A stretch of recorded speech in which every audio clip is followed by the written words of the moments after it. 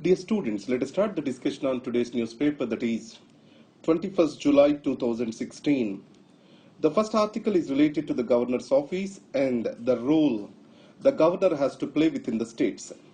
Now, the most important point is this. The governor shall behave as a safety valve to protect the constitutional machinery in the state, and he shall not become the government himself. So it means that he shall function with the aid and advice of the Council of Ministers, that is the cardinal rule, and his discretionary power is an exception rather than being a rule. So you all know that governor being recognized as two heads, or else governor is considered as the constitutional head of the state and also as the agent of the center. Many times the governor's office is misused for the imposition of Article 356. Recently in Arunachal Pradesh and Uttarakhand, the same situation has come into existence. In this Arunachal Pradesh situation has come for judicial scrutiny, and Supreme Court has clearly stated that the governor has a cardinal rule and by default has to function on the aid and advice of the Council of Ministers. He has to convene the House on the recommendation of the Council of Ministers, and the agenda of the day will be decided by the head of the House rather than by the governor. And finally, it is also very critical the role of the governor in asking for taking up the removal of the speaker as the first subject on agenda. So in this case, the Supreme Court judgment clarifies that the governor has to have a limited role and cannot run a parallel government in the state. So now let us see further things over here. Article 163 of the Constitution clearly states that the governor has to function on the aid and advice of the Council of Ministers for functions other than those that are in his discretion. It means for functions which are in his discretion, he need not function on the aid and advice of Council of Ministers. So, what constitutes his discretionary power? It is decided by the governor himself. So, Article 163 subclause 2 states that and what falls within the scope of the governor's discretion is also a discretion of the governor to decide. And it means that the governor has a power to define his powers. Now, the next thing is, the Supreme Court, the judiciary shall not look into these matters. That's also stated in the Constitution.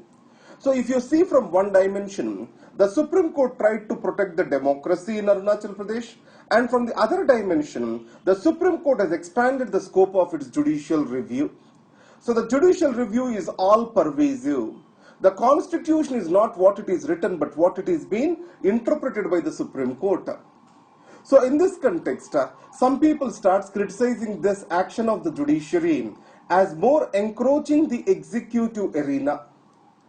So, the judicial activism it has been criticized as. And finally, the judiciary has an independence in the country, and this independence may become or come in conflict with the powers of the executive, and the checks and balances also need to be safeguarded. The Supreme Court can provide for a balance in the political system, but at the same time, the Supreme Court cannot take up an overtly political role. And the Supreme Court has to behave as an independent constitutional office that has no political function. So that image shall not be taken away from the minds of the people in the political system. Now, coming to the textile sector. Now in India, we have the formal and informal sector. Now in the formal sector, employees have excessive protection, and informal sector, they are totally left alone. And over a period of time, the casualization of labor and informal labor are increasing in the country. What are the reasons?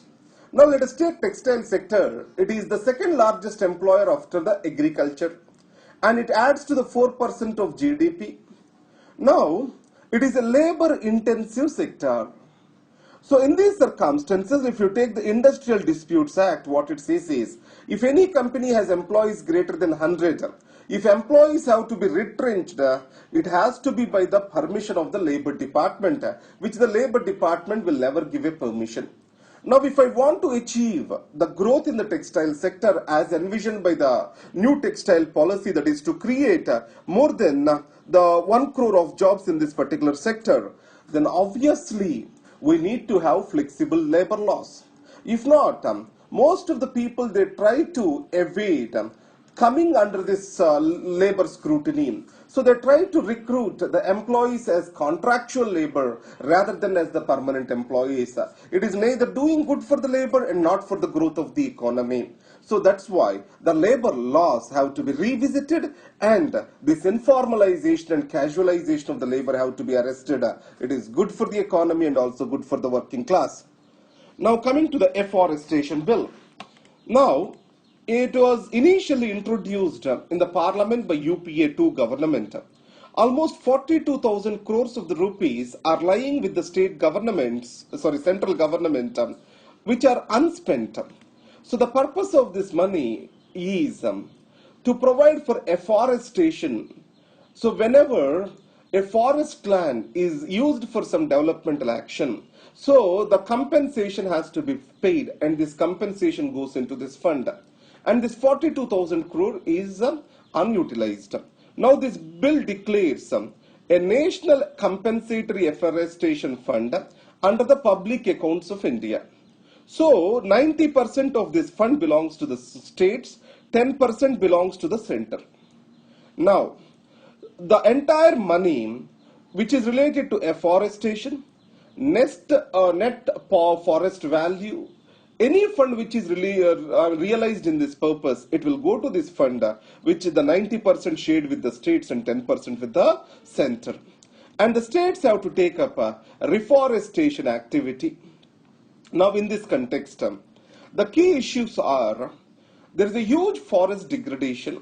Afforestation was not actively taken up. No ecosystem protection has been planned. These are the various criticisms. Now, what the Congress demand is this.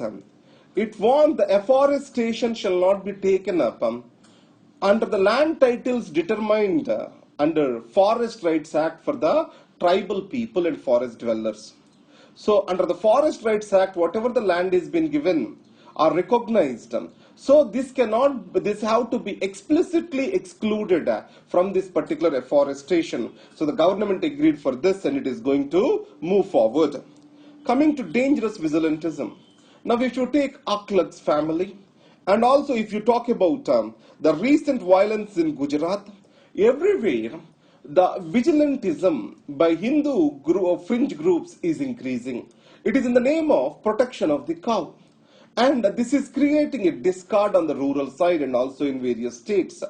So this self-vigilantism brought in by cow protection groups and the government's inaction on this, it is creating a social discord and also sense of insecurity among the Dalits and minorities.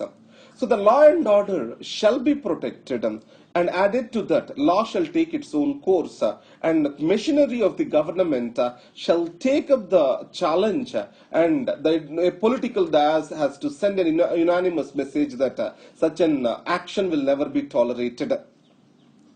Now coming to the recent judgment of the Supreme Court with regard to the jail term. Now the Supreme Court said consequential life imprisonments, they are illogical and irrational. So when a person is punished with life imprisonments, they have to be implemented concurrently rather than consequently. So in these circumstances, it also exposes one weakness in India, that is lack of sentencing guidelines. Due to lack of this, it is left to the judges to decide how much of the sentence have to be awarded in particular cases. Now, coming to the Zika virus, you know that the Zika virus, it causes microcephaly, and it was reported in South America. Why is it important for India? Because it gets transmitted through a vector, that is mosquito, which is Aedes aegypti. The same mosquito also transmits dengue and chikungunya, etc., which are prevalent in our country. So it means if Zika virus enters in India, the transmission is very easy. Now, the sexual transmission, that is through intercourse, that it consists in vaginal fluids and seminal fluids, and added to that, non-sexual transmission, that is the needle injury, etc. Breastfeeding is not a route for its transmission. Now, what has to be done?